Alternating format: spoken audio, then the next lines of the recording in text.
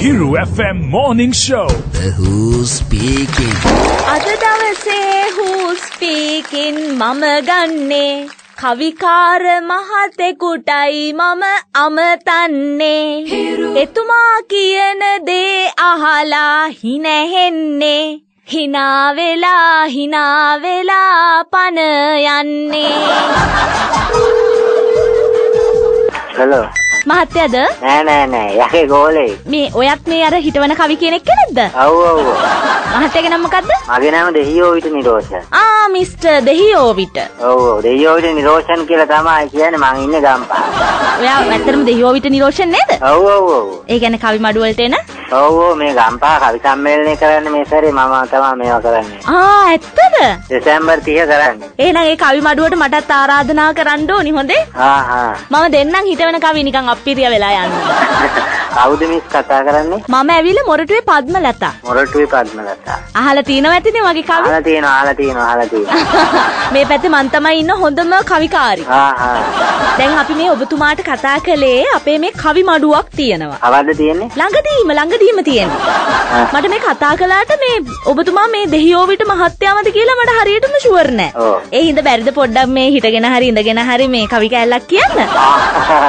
ඇරයුම තිබෙයි ඔබ අද මාට කෙරුව යුතුයකම ඉටු කරමි ඉන්නි සැක දුරුව නොකරමි කිසිම විටේක දිවන්තර හුරුව කවියෙක් කියනවද ඉතිවන කවි බැරුව කවියක් වී තොල් පෙති මත මුමුණන්න හනිකට ඔබ මගේ තුරුලට එන්න.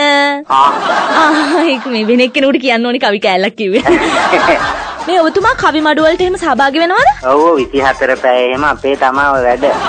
ඒ වුණාට දැන් බලන්න මහත්තයා මේ තරුණ ළමයි අතර මේ කවිත්වය කියන එක දැන් මැකී ගිහිල්ලානේ නේද? ඔව්. දැන් බලන්න අපේ ගමේ ළමයි කට්ටියව අල්ලගෙන මම පන්ති පවත්වනවා කවි පන්ති.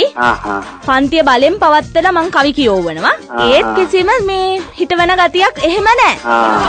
ඒක වෙලා තියෙන්නේ ඉතින් මේක නිතර අර කවි ලියන්න කියන්න ඕනේ. එතකොට තමයි වෙන්නේ නේද? ඒක තමයි උනට මට හරීම බයේ බෑ කවදා හරි අපි වලපල්ලට ගිය දවසට කවුද මේවා ඉස්සරහට ගෙනියන්නේ? අන්න ඒකයි වැඩේ.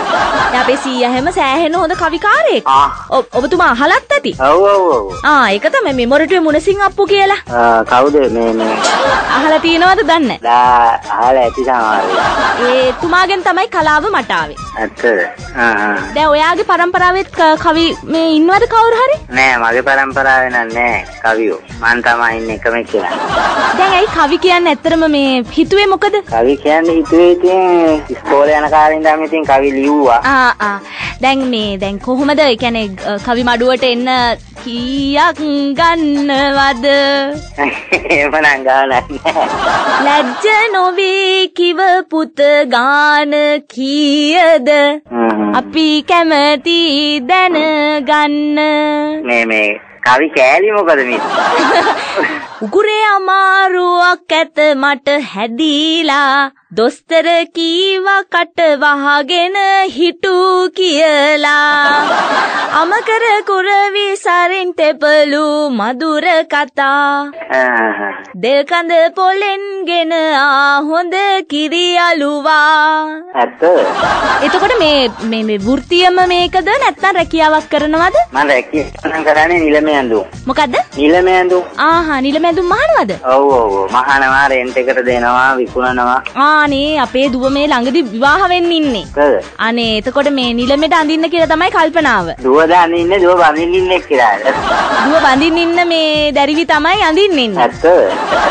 මේ මොකද්ද මේ ඇත්තටම මේක මේ මොරටුවේ පද්මලතා මිස්ද නැත්නම් වෙන මොකක් හරි එකක්ද මේ? ඇයි ඔබතුමා එහෙම කියන්නේ මොකද්ද මට තේරුන්නේ නැහැ. නෑ. අර සමහර රේඩියෝ වැඩසටහනුත් තියෙනවනේ මේ අර අන්දනේවා. අර මනමාලියන්ට එහෙම අන්දනේවනේ. නෑ දැන් ඔය සමහර රේඩියෝ වල යනවනේ වැඩසටහන් නිකන් අර අඳුරන්න බැරිව කතා කරන ඒවා එහෙම තියෙනවනේ. මමත් අහලා තියෙනවා හරිම රසවත් නේද? ඔව්. මේ හූස්ටි කින්නේද? කිරුවේ එහෙම යනවා එහෙම. අහලා තියෙනවා වගේ කියන්නේ. ඔව්. ඒකෙන්ද? ඔව්නි. ඒකනේ. ඔය අරා පැස්බරා නේද? ඔව්. ඒවට මුලින් ඉඳන් ඔය සැකේ තිබුණා මිස්. Hiru Who's Speaking අංශයේ ඉදිරිපත් කිරීමක්. Hiru FM